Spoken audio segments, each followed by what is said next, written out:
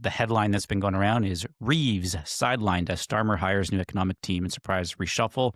So just full context for our listeners, the prime minister has moved to what appears to be get a grip on his political agenda after a pretty horrible year. He's doing so by sacking his director of communications, or is it director of strategic communications? He's bringing in a new chief economic advisor, in hopefully, I assume, on his behalf, a chance to reset the economic narrative. It's the second major Downing Street departure announced in just a week, with the principal private secretary also set to leave. So this all comes, the last thing I'll say before I'll stop rambling, is it comes as Labour is languishing 8 points behind, not the Tories, of course, but Reform. So it seems to me, heading back to school, a fall session is usually a bit of a reset moment in politics. And from the outside, as for me, the least exposed to this, it seems like the appropriate time for him to make such a change, yeah?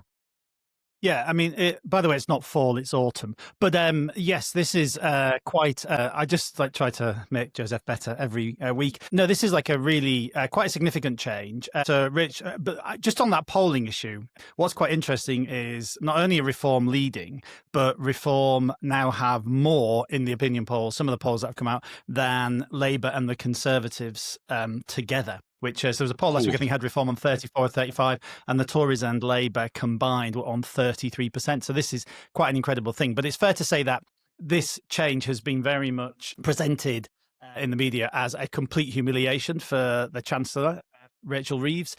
He's also moved the minister who was Rachel Reeves's deputy into number 10 as chief secretary to the Prime Minister's office, effectively to number 10, which is something that doesn't really happen. There aren't ministers in the Prime Minister's office normally. So this is very much moving economic policy from number 11 Downing Street to number 10. Bit of a humiliation for Rachel Reeves. Fair to say things haven't been going well for them. But yeah, pretty big change. So, I mean, look, I don't know what Holly thinks on this, but I mean, we were pretty bad towards the end of our time in government, but this just looks really terrible, right? I mean, people in the UK must just be looking at this and thinking, oh my God. Yeah, I agree. I think the big problem he's got with this is they've made such a big thing of it. It's all over the press in the UK today.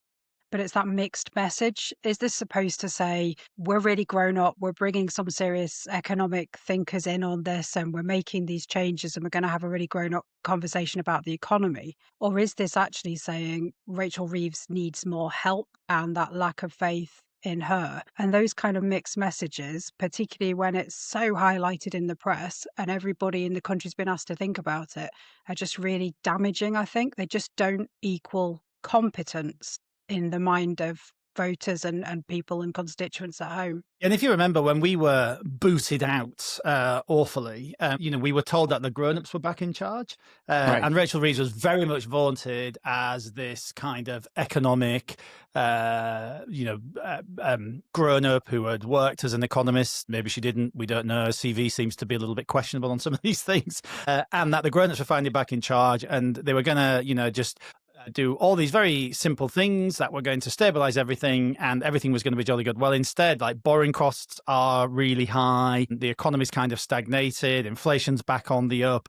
The tax burden's gone up. There's talk of, and this is the biggest thing about some of these people that he's brought in, is that they are, some of his new advisors are people who have advocated in the past for even higher taxes on things like property, wealth, even, I think, calling for capital gains tax when people die in addition to inheritance tax. So these are big tax people coming in at a time when lots of businesses are saying that they are unable to hire or not prepared to hire more people because of all these additional costs on them. So, I mean, I don't know, but everything they seem to do, and we can talk about the Conservatives another time perhaps, just seems to be playing into Reform's hands at the moment, right? And